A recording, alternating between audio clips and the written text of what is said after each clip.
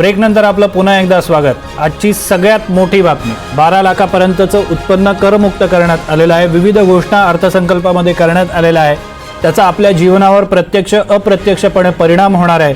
उद्योगासाठी वेगवेगळ्या योजना जाहीर करण्यात आलेल्या आहेत। महिलांसाठी, शेतकऱ्यांसाठी, तरुण वर्गासाठी, तंत्रज्ञानासाठी, इम्पोर्ट एक्सपोर्ट वेगवेगळ्या घोषणा या अर्थसंकल्पामध्ये करण्यात आलेल्या आहेत। मात्र सगळ्यात महत्त्वाची गोष्ट किंवा बाब जी आहे ती म्हणजे 12 लाखापर्यंतचं उत्पन्न करमुक्त करण्यात आलेलं आहे, जो सर्वसामान्य करदात्यांसाठी एक मोठा दिलासा मानला जातोय। अपेक्षा होती की 10 लाखापर्यंतचं उत्पन्न करमुक्त होईल, काही लोक म्हणत होते की 15 लाखापर्यंत होईल, काही लोक म्हणत होते 20 लाखापर्यंत होईल। मात्र प्रत्यक्षात सगळ्यांना एक आश्चर्याचा धक्का देत 12 लाखापर्यंतचं उत्पन्न करमुक्त करण्यात आलेलं आहे। सुवर्ण मध्य साधण्याचा या ठिकाणी प्रयत्न करण्यात आलेला आहे। 12 लाखापर्यंतचं उत्पन्न करमुक्त करण्यात आलेलं आहे। 12 लाखाच्या वर जे करप्राप्त उत्पन्न असेल त्यावर कसा टॅक्स लागेल ते आपण टीव्ही स्क्रीनवर बघतोय।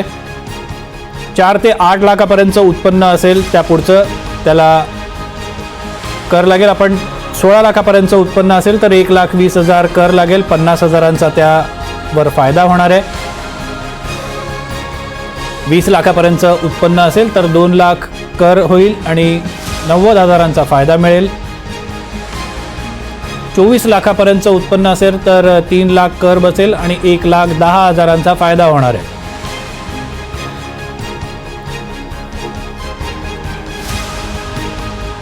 वेगवेगळ्या क्षेत्रांसाठी या अर्थसंकल्पामध्ये नेमकी काय काय तरतूद करण्यात आलेली आहे। कृषी क्षेत्रासाठी पंतप्रधान अन्नधान्य योजना जाहीर करण्यात आलेली आहे। शेतकरी मच्छीमारांसाठी सुधारित व्याज सवलत योजनेवर 3 लाख रुपयांवरून 5 लाख कर्ज मर्यादा करण्यात आलेली आहे। देशातील 100 जिल्ह्यांमध्ये शेती संदर्भात विविध योजना राबवल्या जाणार आहेत।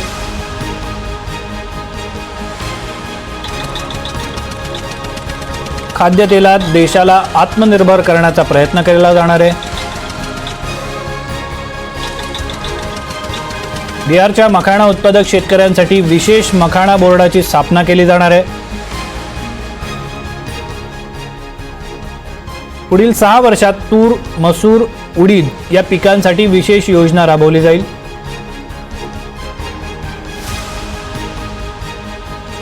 कापूस उत्पादक शेतकऱ्यांसाठी 5 वर्षांची विशेष योजना आहे।